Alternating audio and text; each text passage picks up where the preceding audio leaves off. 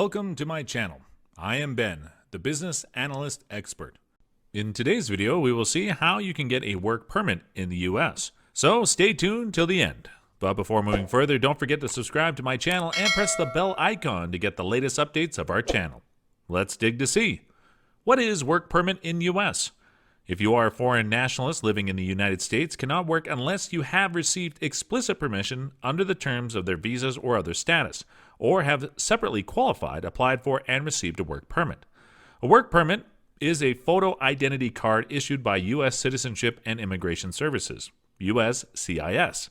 It is also called an Employment Authorization Document, or EAD. The EAD looks a lot like a driver's license. Its holders can show it to employers in order to prove their right to work.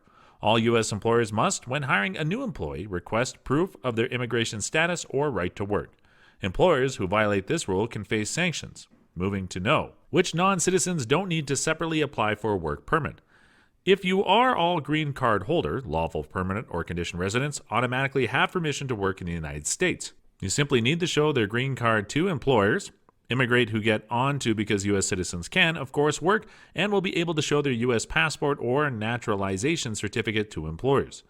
Further, if you are foreign nationals who have obtained work-based visas that have been sponsored by U.S. employers, are also eligible to work in the United States. For example, such visas include an H-1B for specialty workers, an L-1 visa for intra-company transferees, an E-3 visa only for Australians, and an E-Treaty Trader or Treaty Investor visa for employees of companies registered as treaty traders or treaty investors in the United States. Now let's move to see how you can apply for a U.S. work permit, EAD. You need to fill out a one-page form, attach the fee, photo, and documents proving you're eligible, and submit it to U.S. Citizenship and Immigration Services, USCIS. The catch, however, is making sure you are eligible. A work permit is available only to limited groups of immigrants, usually those who are in the process of applying for adjustments of status, a green card, or who have some temporary right to be in the United States. Also, don't confuse applying for a work permit with applying for a work visa to the United States, such as an H-1B. This is a much more complicated application process. Let's see the steps to follow to apply for U.S. work permit. Filling out Form 1765. The form you will use to apply for a work permit is Form 1765. Most of the form is self-explanatory. You'll fill in your name, contact information, and so on. On question 22, they really do want your most recent entry into the U.S., even if you had been living here for a while and merely took a short trip abroad. Manner of entry asks about the type of visa you used to come in on. Question 27 will probably require the most effort. You'll need to look at the I-765 instructions, also on the USCIS website, to figure out which eligibility category you're in.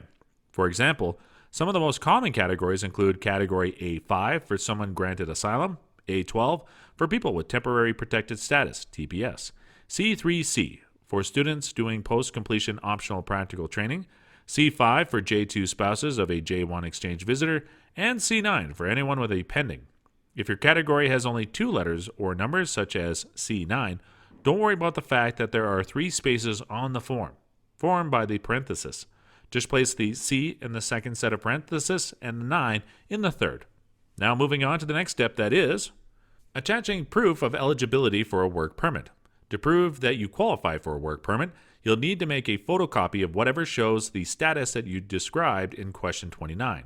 For example, if you applied as an asylee, attach a copy of the asylum office letter or judge's order granting you asylum. The instructions on Form I-765 detail which documents you need to submit. However, that if you are applying for the work permit at the very same time as you apply for status, such as for adjustment of status or TPS, you don't need to include proof of eligibility. USCIS will figure out you're eligible from the application you submitted.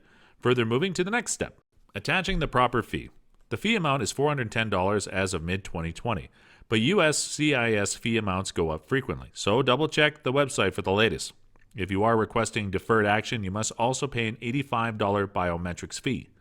Also realize that some categories of applicants do not need to pay the fee, such as those simultaneously filing to adjust status to get a green card, who are covered by their I-485 fee. Check the instructions for Form I-765 to see if you're among them. You will pay for money order, personal check, cashier's check, or by credit card, using Form G-1450 authorization for credit card transactions. The last step to apply for work permit is Submitting your EAD application. You must submit your I-765 application to USCIS by mail. Look carefully at the website for which address to use. It's based on your category of eligibility and is different for people using U.S. mail and those using a package or courier service. Make a complete copy of everything in your packet, even the checks before sending it. So, guys, that was the procedure through which you can apply for work permit. I hope you will meet all the requirements to achieve your dreams. Wish you best of luck. And if you liked the video, do give a thumbs up and show your support in the comments section below. See you in the next video. Until then, keep smiling.